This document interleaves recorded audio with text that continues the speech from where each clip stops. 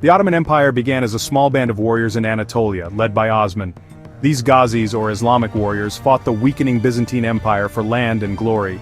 Osman's legendary dream, a tree growing from his body, its branches covering the world, became a symbol of destiny for his people. Inspired by this vision, the Ottomans believed they were meant for greatness.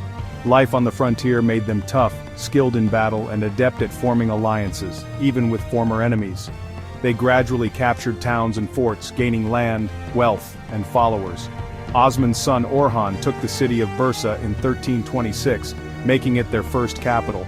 This marked their transformation from wandering warriors to a true state. From Bursa, the Ottomans expanded further, crossing into Europe in the 1350s. Their small state, born from a dream, was on its way to becoming a world empire. The Ottomans' early success came from their unity, adaptability, and sense of purpose. They were not just conquerors but builders of a new order. Their story was just beginning, but the seeds of empire had been planted. The dream of Osman would soon reshape the map of the world. The Ottomans' rise was swift, but their ambitions were even greater. Their journey from a frontier band to a mighty empire had begun. The world would soon know the power of the House of Osman. Their legacy would echo through centuries. The Ottoman story is one of vision, resilience, and transformation. From humble beginnings, they would change history. The empire's roots were deep, and its branches would reach far. The age of the Ottomans had dawned. The Ottomans' transformation from warriors to empire builders was driven by ambition and adaptability. United by the Ghazi spirit, they fought for Islam but soon realized they needed more than military might. They built institutions, government, a loyal army, and systems borrowed from Byzantines and Seljuks. Conquests in the Balkans under sultans like Murad I and Bayezid I brought new lands and diverse peoples. The Battle of Kosovo in 1389 secured their hold in Europe. Ruling over Christians, they allowed religious freedom in exchange for taxes, creating a flexible system. Crisis struck in 1402 when Timur defeated the Ottomans, leading to civil war. Yet their strong institutions helped them survive. Mehmed reunited the empire. The ultimate turning point came in 1453 when Mehmed II conquered Constantinople. Using new cannons, he broke the city's walls and made it his capital, Istanbul. The fall of Constantinople ended the Byzantine Empire and marked the Ottomans' rise as a world power. The Ottomans had become more than warriors, they were now empire builders. Their ability to adapt, govern, and integrate new peoples set them apart. The conquest of Constantinople was both an end and a beginning. The Ottoman Empire was now a dominant force, shaping the destiny of 3 continents. Their legacy as empire builders was secured. The world had a new superpower. As the empire grew, the Sultan's power became absolute. The Ottoman state was the personal property of the House of Osman. All land, wealth, and people belonged to the Sultan, who ruled from his palace in Istanbul. Loyalty was to the Sultan himself, not to an abstract nation. Officials and soldiers were his servants, ensuring centralized control. Succession was brutal. Sons fought for the throne, and fratricide became law to prevent civil war. Mehmed the Conqueror's law allowed the new sultan to execute his brothers, securing stability. The Topkapi Palace was both home and the empire's administrative heart. The sultan's word was law, and his authority was unchallenged. This system kept the vast empire united under one ruler. The sultan's household was the center of power, and all served his interests. The patrimonial regime defined Ottoman rule for centuries. The empire revolved around the sultan's will. To secure his rule, the sultan created the Janissaries, elite soldiers loyal only to him.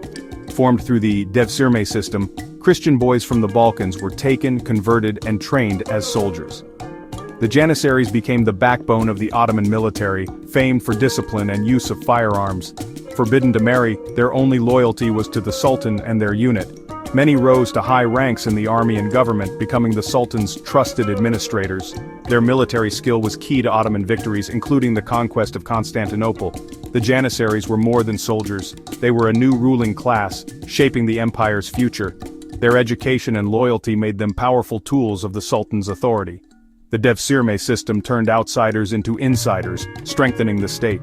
The Janissaries' rise marked a new era in Ottoman power. Their legacy would last for centuries. The Sultan's new army changed the face of empire.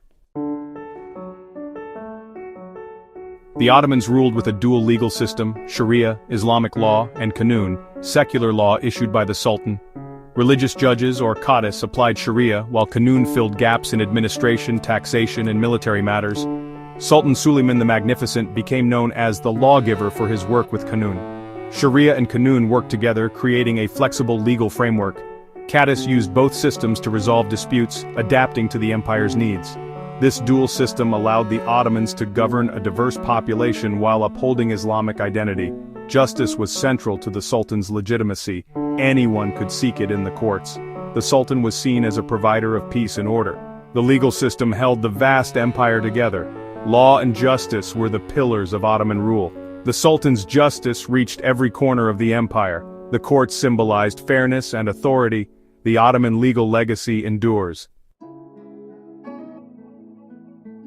The empire was divided into provinces, each ruled by a governor appointed by the Sultan. The Timar system granted land income to cavalrymen or sipahis in exchange for military service. This kept soldiers loyal and prevented local power bases from challenging the Sultan.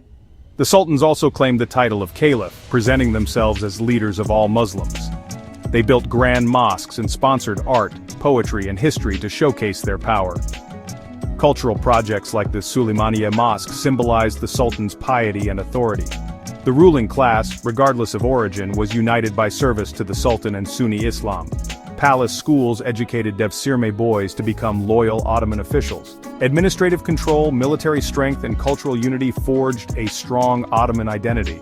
The empire's organization was key to its success. The Ottomans blended governance and culture to legitimize their rule.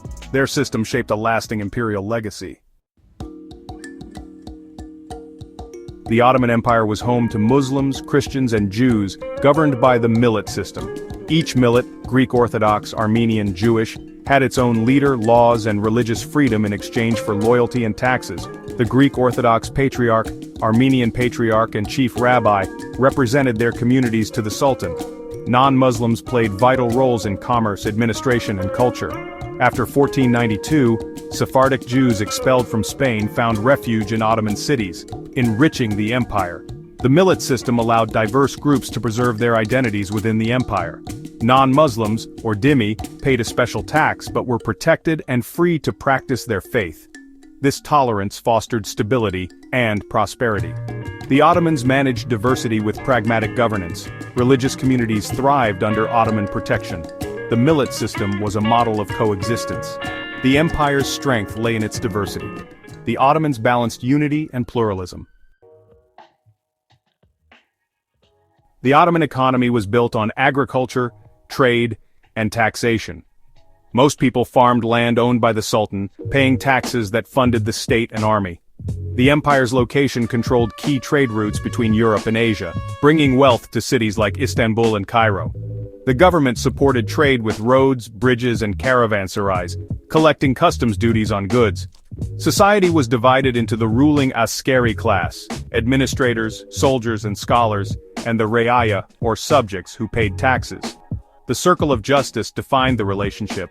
Rulers provided security and justice. Subjects produced wealth and paid taxes. The Devsirme system allowed talented Christian boys to join the elite, offering rare social mobility. The social structure was clear and stable, supporting the empire's longevity. The Ottomans balanced power and responsibility. Economic strength fueled imperial ambitions. The empire's prosperity depended on cooperation between rulers and subjects. The Ottoman system created order and opportunity. Their economic legacy shaped the region for centuries. By the mid-15th century, the Ottomans had risen from a small principality to a world empire. The conquest of Constantinople in 1453 crowned their transformation and established them as heirs to Rome. The empire's power flowed from the Sultan, supported by a unique military and centralized administration. The Ottomans ruled over a diverse population: Turks, Arabs, Greeks, Armenians, and more, using the millet system to manage religious differences. Their ability to integrate many peoples was a key strength. The Ottomans ended the Byzantine Empire and shifted the balance of power between East and West. Their control of trade routes spurred the European Age of Discovery. The world was forever changed by their rise. Ottoman law, culture, and architecture left a lasting mark on the lands they ruled. Their legacy is visible today across Europe, Asia, and Africa. The Ottoman story is one of ambition, adaptation, and endurance. From a dream in Anatolia, they built an empire that shaped history. The shadow of the Ottoman tree still stretches across the world,